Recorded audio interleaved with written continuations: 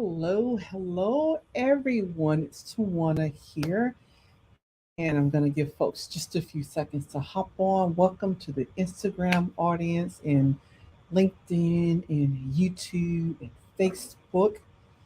And as you jump on, do drop a number one in the comments and let me know that you can hear me. And I've got two different cameras that I'm working with today, so we're going to try to get it all in today. Again, I'm Twanna Carter, and today I am talking about something that's certainly near and dear to my heart, especially when I was a lot younger and I had issues with self-esteem. And every blue moon, I get a few peaks, right? A few peaks here and there.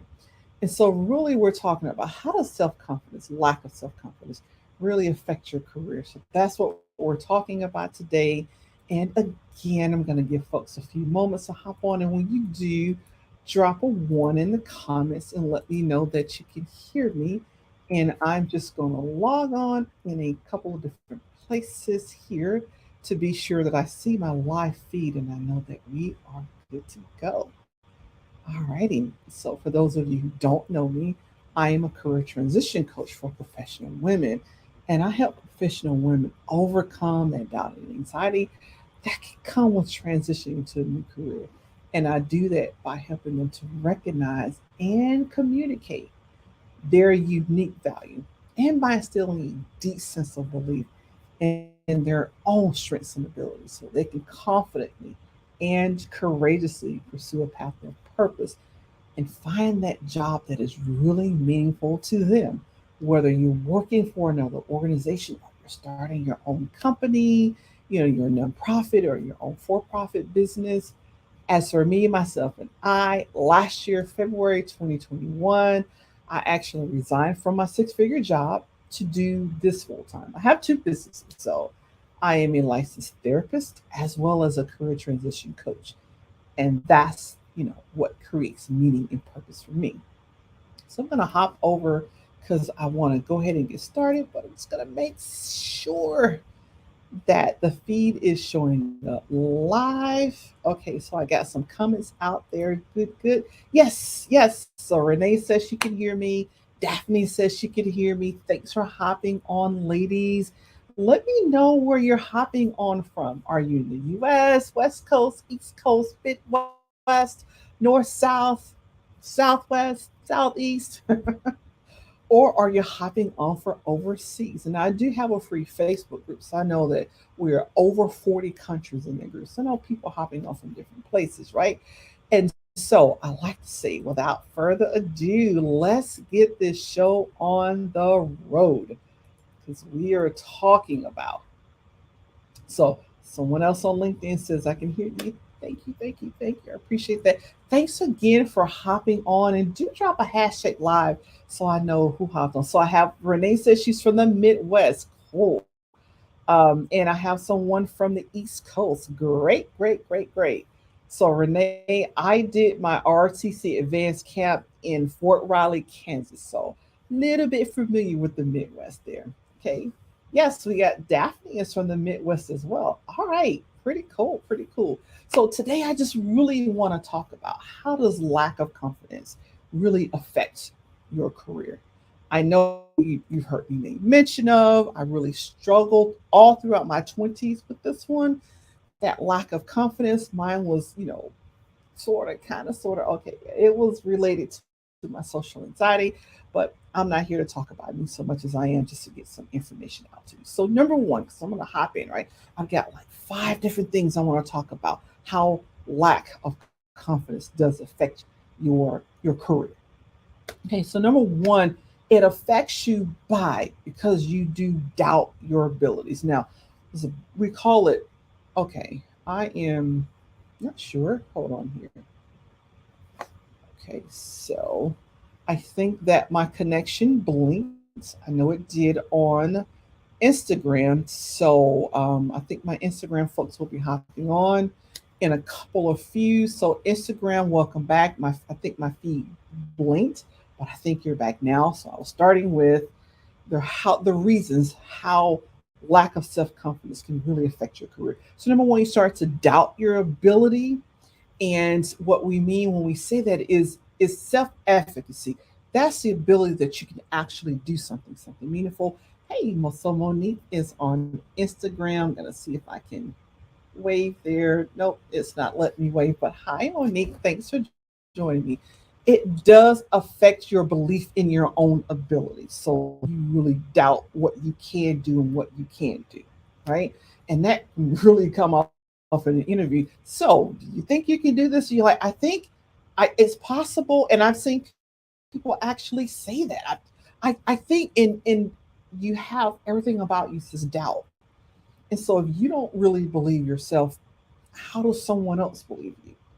Right. And so lack of self-confidence, again, we're talking about how lack of self-confidence affects your career. When you don't believe in yourself, it's hard to project that confidence to someone else. It's difficult to do that.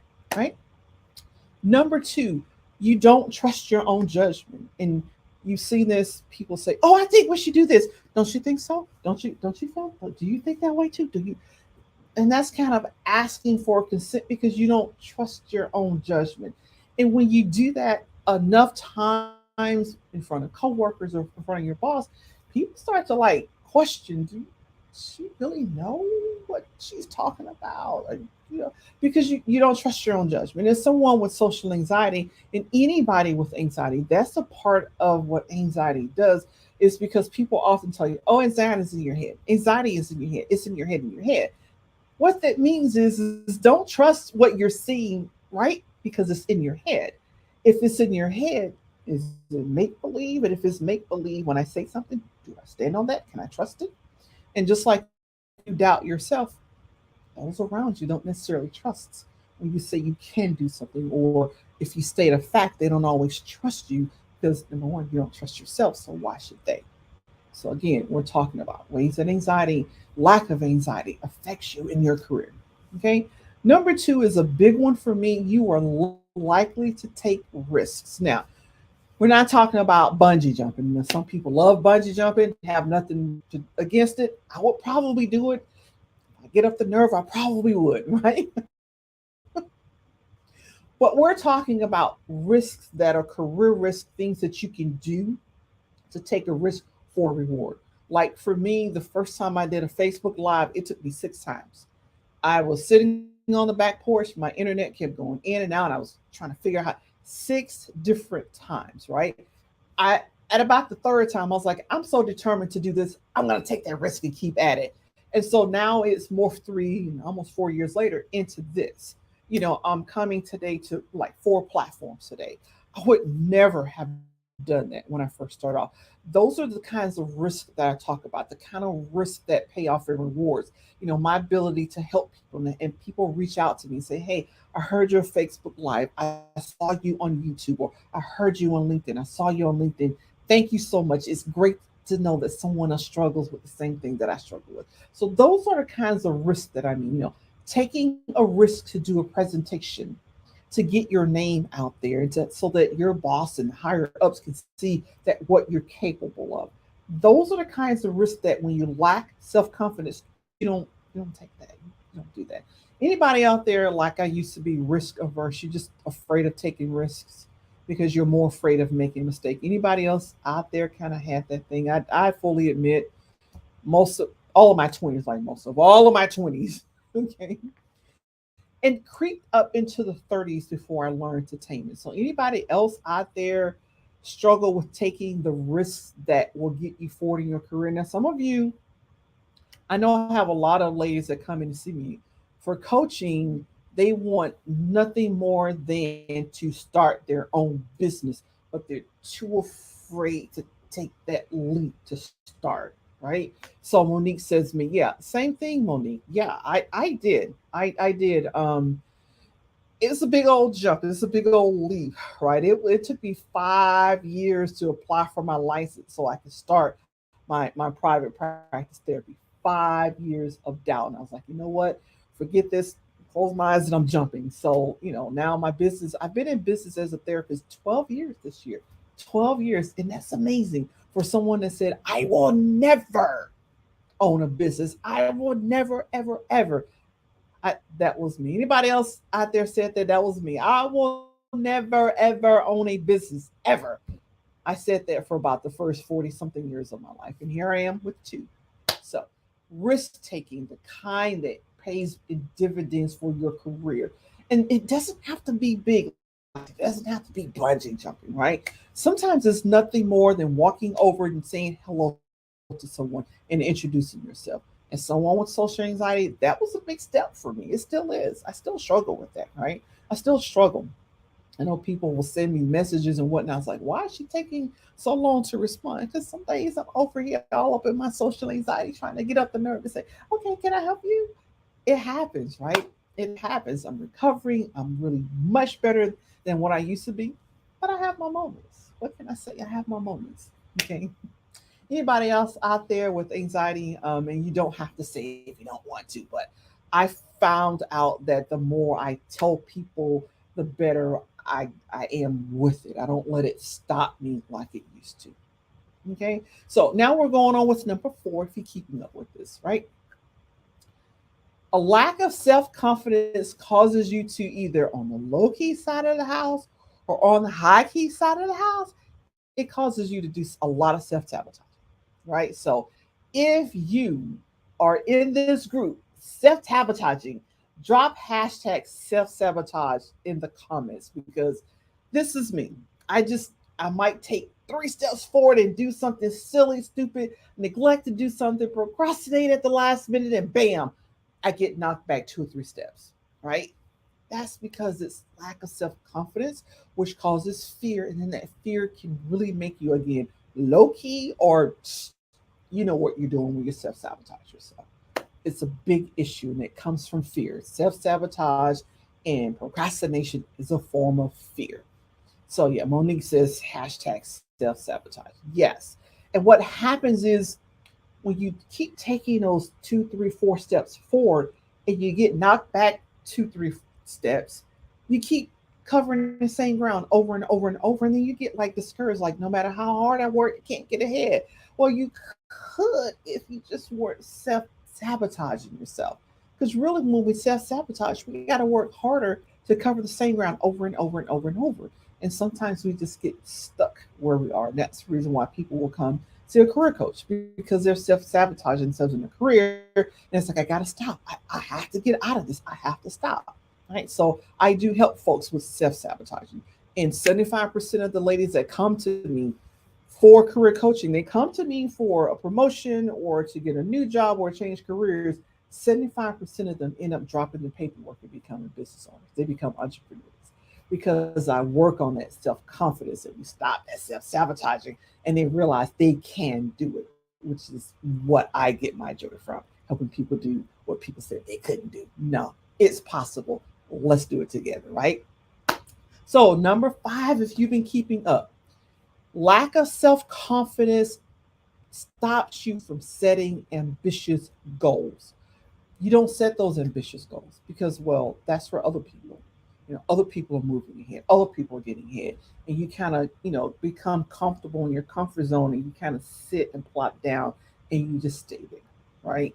And I have seen many people stay in one position in their comfort zone, and then they train their directors and their future directors and their future vice presidents in the future, presidents of their companies. They train all those people and send them on to do great wonders, wonderful things, and they sit right there in their comfort zone, self-sabotaging, afraid to make those ambitious decisions that get them ahead, right? That's what a lack of self-confidence does for your career and for your business, because I know many of you have businesses and you kind of spot in that same place because you're not making the decisions that move forward. Okay. Now, here's a little thing that you may not be aware of, but when people in the workplace see folks with low self confidence, lack of confidence, they automatically equate that with incompetence. Not saying that's right, right?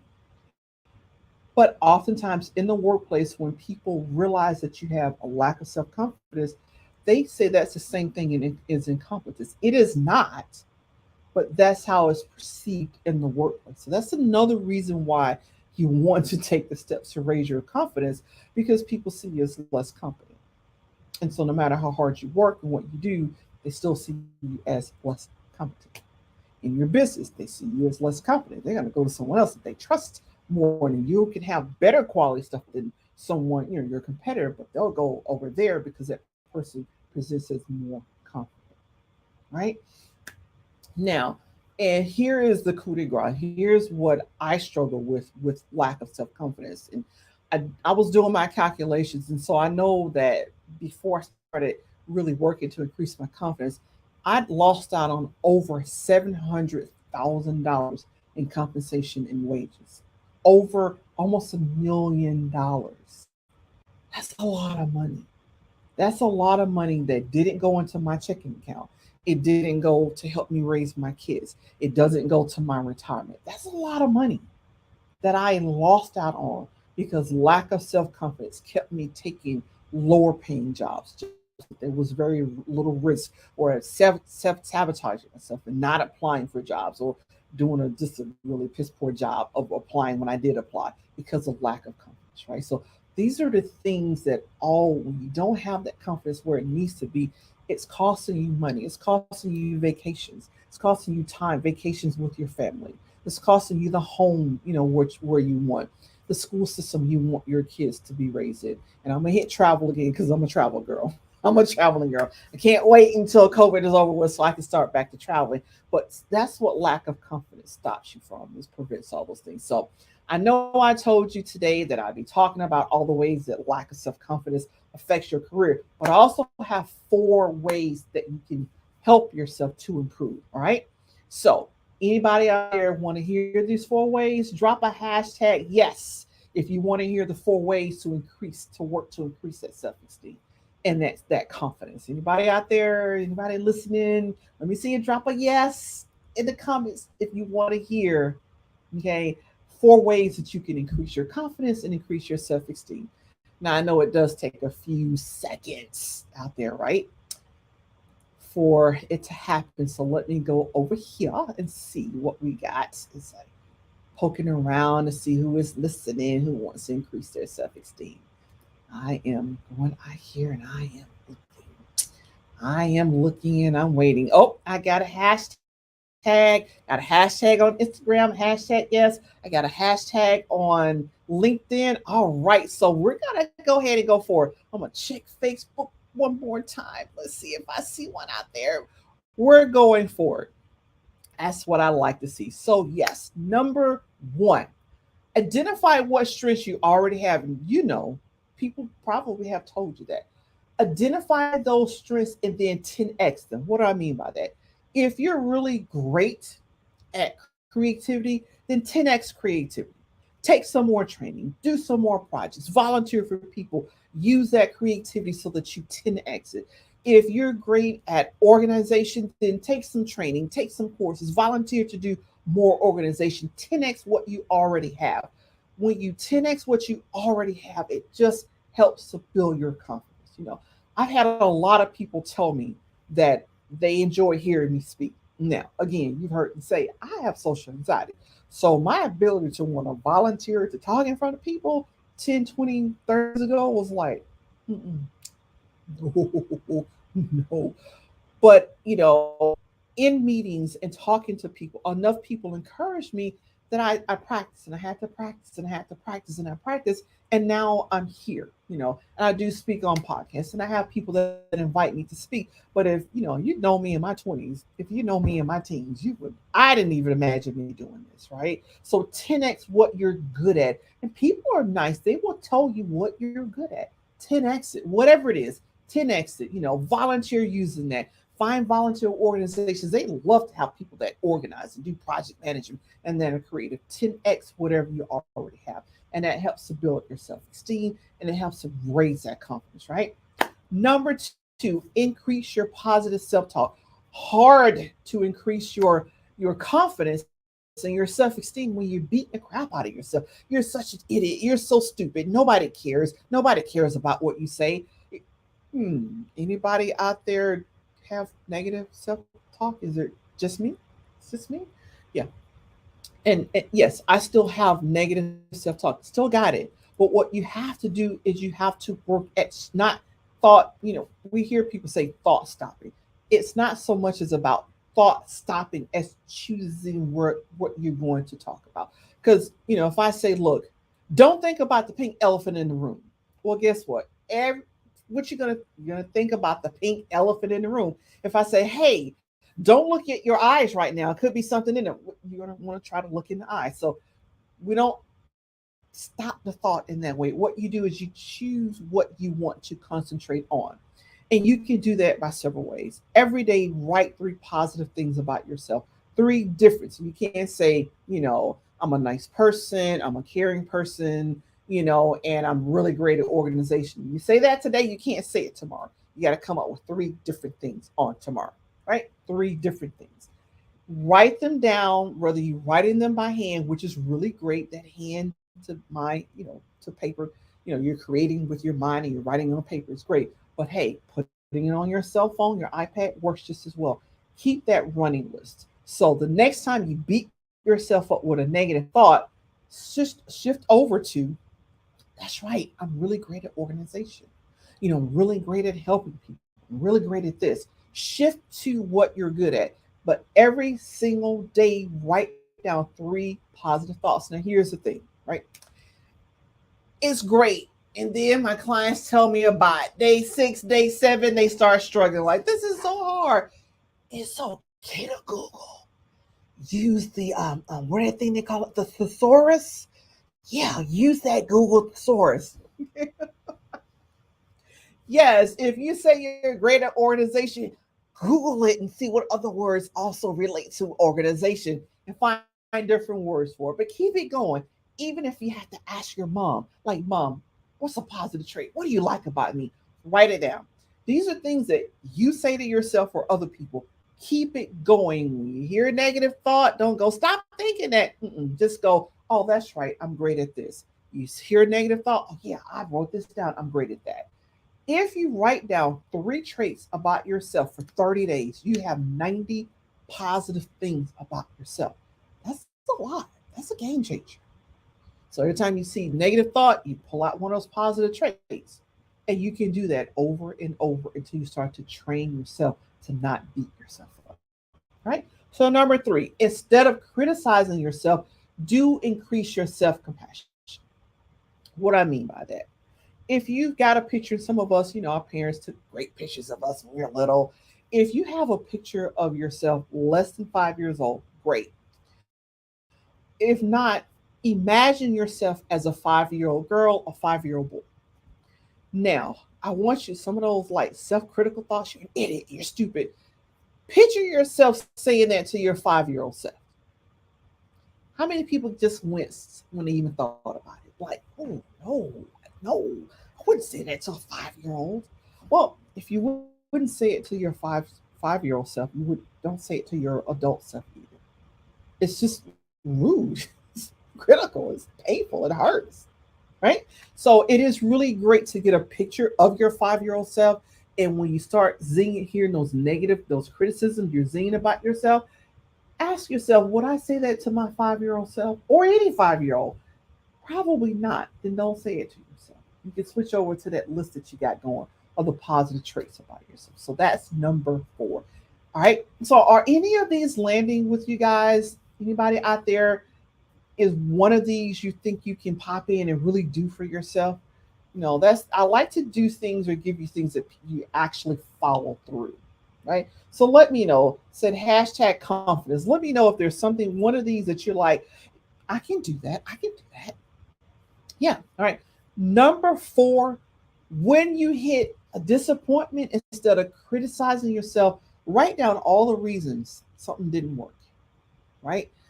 This moves you from being so critical about you idiot, you stupid. Oh my God, I can't believe that happened. This is horrible. I'm so embarrassed. And that was my thing. I'm so embarrassed. Everybody knows I'm an idiot. That was my thing. That was all me. That was me. So rather than doing that, write out. So I got a confidence right there. Yes, there we go. Write out why things didn't work. I thought this was going to happen, and instead I got this and I got that. Be really good at writing it down. It takes you from experiencing the disappointment and the shame and the embarrassment to really being someone who's looking, who's observing. This is what I thought was going to happen. This is what happened. Then look at what you need to change. You know, I will say this, I'll honestly admit, I've had some programs of like, oh yes, my clients are gonna love this. And then it was like crickets, crickets, chirp, chirp, chirp. Nobody bought, right? That's tough as a business owner up front. I'm not gonna lie to you, it's very tough. But go back to the drawing board. What did you do? How did you market it? What did you say? Did you do this? Did you do that? Then it becomes an exercise like an action, like called after action report. Here's what I did. Oh shoot, I didn't do that. Oh wow, wrong audience there. Oh, now you can come back in and observe what you didn't do and then try it again. Sometimes you don't need to try it again. Sometimes abandon that stuff and move on. All right. Big businesses do this. Anybody out there got Cheeto flavored lip gloss? Can you, yeah, anybody buy that? You know, drop a yeah, drop a no if you don't know about the Cheetos flavored lip gloss. It's a thing, people. Cheeto flavored lip gloss. Kid you not. It's a thing. That was a product that was put out on the market. Failed, bomb. But you don't stop. What they did was they went back and looked at the plan and everything else. Do we do this again or do we abandon it? Sometimes you can do it so Monique says no. Yes, there's a such thing as Cheetos flavored lip gloss. You can actually Google that stuff up and see it. All right. I kid you not. Can't make this stuff up. You cannot make it up. Somebody thought somewhere that was a great idea and they put it to market and it flopped. So they had a choice. What did we not do, or how did this come out? And do we redo this again or do we drop it? Sometimes you just need to drop it. It didn't work. Go to the drawing board. I see what. If there's something positive, take it out and do something else, right? But no harm, no foul, right? No harm, no foul. This keeps you from wallowing in self pity and ruminating on something that doesn't work. You become an observer. What happened? What didn't work? What did work? What do I want to try next? And you keep it moving, right? And this is a saying I got, heard from the software industry: fail, fail fast, and fail forward, because you will fail. There's If you're going to be successful, you're going to fail at some point. The thing is what are the lessons? What's the winner learn that you can pick up from that and move on? That's where you build your self confidence. And so that's why I do have two businesses. And like I said, I fully admit I have some programs that they like, they just totally bombed. I was like, okay, my feelings are hurt. What did I do? What didn't I do? What could be better? And some things I brought back and I put them in other programs, and people buy that. People buy it because it works, right? Rather than ruminating. But it builds my confidence to be able to say, okay, this didn't work. I know why. Now I can move on. Okay. So if you found this really useful, I told you 5 reasons that lack of self confidence, how it hurts your career or your business. Then I gave you 5 ways you can increase your self confidence, you can increase your self esteem. If you found this helpful, do give this video a thumbs up. If you're looking at it on YouTube, give it a thumbs up. If you're looking at, on LinkedIn, give it a like or a love. If you're on Facebook, tap it, like it, or love it. And if you want more of this, go ahead and join my free Facebook group. I will put the link out there because I do put stuff out there in this Facebook group. Doesn't cost you a thing to join. There you have it. And I know I think maybe YouTube, somebody doesn't put it, but I'll put it out on YouTube so you can get it. I do want to say thank you, thank you, thank you for watching this live. And those of you who catch it on the replay, do drop #replay in the comments. And thank you for watching. Do I have any comments out there? Anything that I can answer for you? Any questions? Let me know. And those of you who catch it on the replay, drop your questions. I always circle back and answer the question or attend to the comments, right? So what do they say? For the good of the order, let me go ahead and check and see if I have any questions out there. And I am not seeing any. Again, thank you. And I'll be back here next Wednesday, same bat time, same bat place. Take care. Thanks for watching.